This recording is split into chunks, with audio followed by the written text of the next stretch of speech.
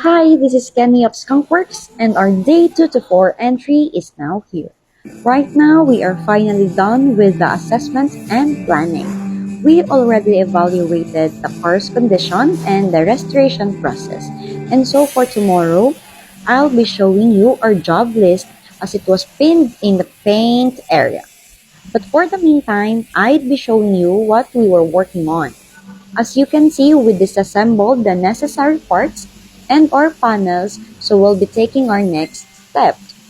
In the preparation stage, in which we all know that takes almost half the time frame of the work plan, or maybe the 75%, we have to address the mechanical and the bodywork repairs.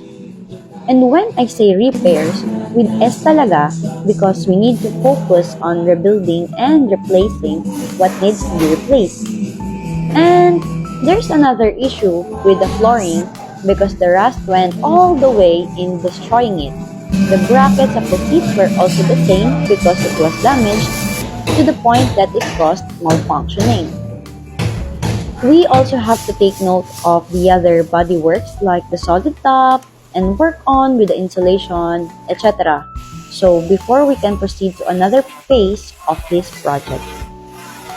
We'll also be upgrading the head units with navigation, so bahala na talaga si Batman. Char, ang Skunk King na yung bahala doon.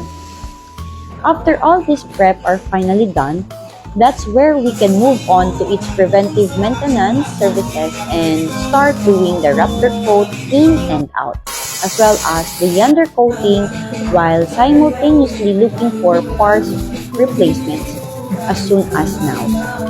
In this case, we have to bring back this 3-decade-old Pajero in its glory like before. Kaya naman, bawal ang mainip.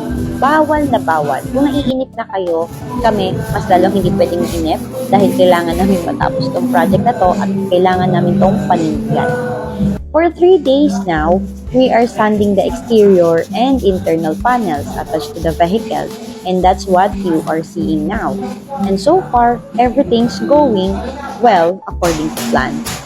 And considering that this is a 33-year-old Pajero, baka naman, we're really calling out to everyone for outsourcing parts.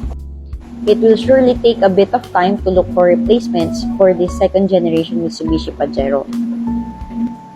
Hindi nyo alam na pe-pressure na ako mag-video kasi feeling ko ang dami nyong nakasubaybay. Anyway, we'll let things to unfold and I hope everyone's gonna watch out our team on this journey. Sabay-sabay po tayong tumutok at sumubaybay sa proyektong ito. And we'll be happy to see your comments one of these days. Feel free to post. Anyway, keep following our page and see more of these kind of contents. We appreciate our new followers telling us to upload more videos like this. So more videos and pictures to come. Thank you very much to all. Also, don't forget to follow our socials. And this has been Kenny saying bye-bye and let's go.